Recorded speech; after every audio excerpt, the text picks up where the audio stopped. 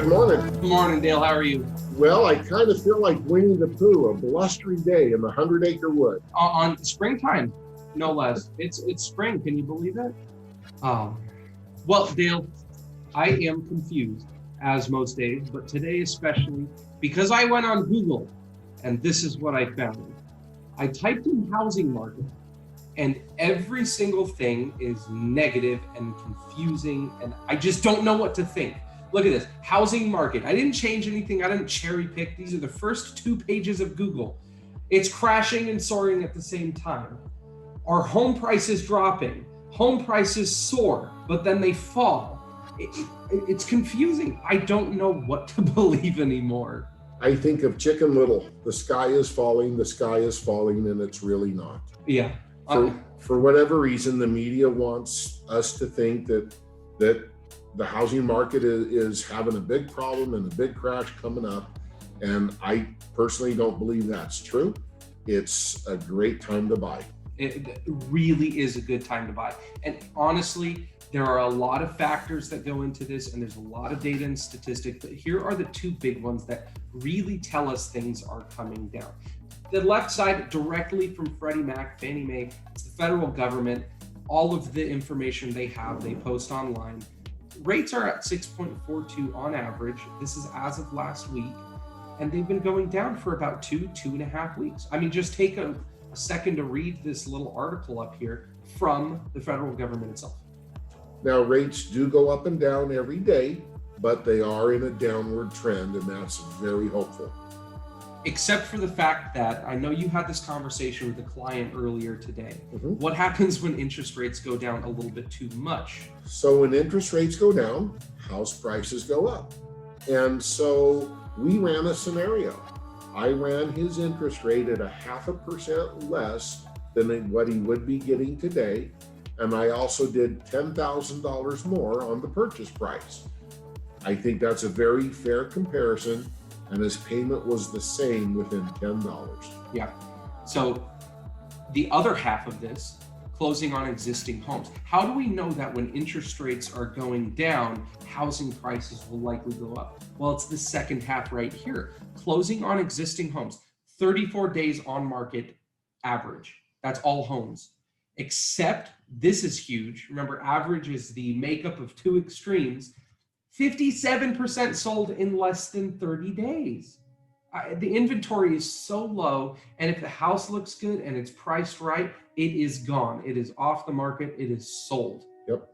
So that right there, those 2 combinations tell us that when interest rates go down, which they likely will in the next couple months, we will see housing prices go up. And all those buyers, all of them that say, I'm waiting for interest rates to go down, they will still be paying the same when the time comes on. Or more. Or more. Or more. So let's do a pivot now. Talk a little bit about Cal Halfa's 20% down. They call it the Dream for All program, but the 20% down assistance, it just makes sense. It tells you exactly what you need to know. Dale, why don't you tell us some of the key features? Yeah, let's recap this. We'll do as quickly as we can because we don't want to bore you to death. But there is a new 20% down assistance program. And so you can use that 20% for the down payment. You can use 15% for the down payment and 5% for closing costs. There's a lot of really cool things about this. You can contribute up to 10% of your own money. It's first-time home buyers. And the money is due when you sell or refinance your home. And here's the unfortunate part. It's limited because it's government funded. And we all know that government funded means eventually going to run out of money. It's going to run out. So it goes back. If you are one of those buyers that you're thinking, you know what, I'm going to wait until interest rates drop. You're going to lose that train. And it's also the same with this. If you are not already in the market, pre-qualified, pre-approved with us, you could very well miss this opportunity because this is for the entire state of California. So it will go and it will go fast.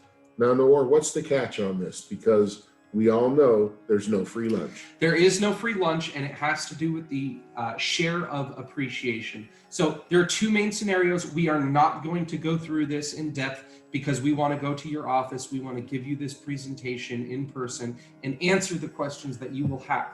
But scenario number one, if you make 80% of AMI or less, area median income, then CalHFA is only going to collect 15% of the appreciation.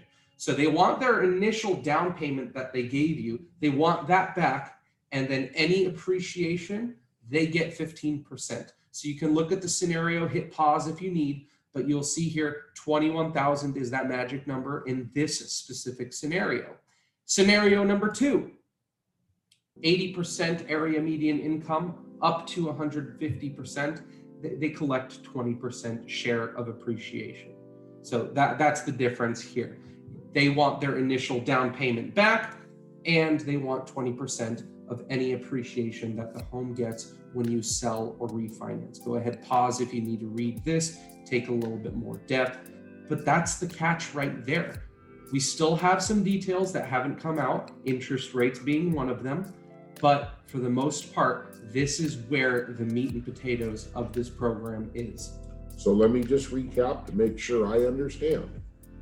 Somebody's going to give me 20% to use any way I choose to buy a house.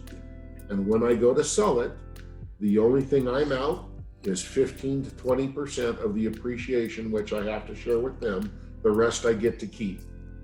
Yes, and this can be refinanced. Wow. This can be refinanced. So that's pretty awesome. Yeah. But as we've always said, if you can do a loan, your own money, you will get a much better loan. But this is just another way the government's trying to help. Yeah, especially first-time home buyers. So how we help our buyers, we do credit seminars here. Right now, buyers get in the market, and especially the number one factor that affects interest rates is a person's credit score. So if you or somebody you know could really benefit from this information, go ahead, send them to us. Tuesday, April 4th is our next credit seminar, 5:00 p.m., online, in person, right here at Homestead Mortgage. Then also the third Tuesday of every month, which this month, April, will be April 16th, 5:00 here at our office in Jackson, is a first-time home buyer seminar to go over their options and what they have. We want to make your buyers ready for you. So if you've got somebody that you think may not be ready yet, but could use this seminar, send them our way. We'll get them ready for you. Other than that, that's all we got for today. Be sure, give us a call, give us an email. If you have any questions, we'd be glad to answer it. And we want to come to your office and give you some presentations as well.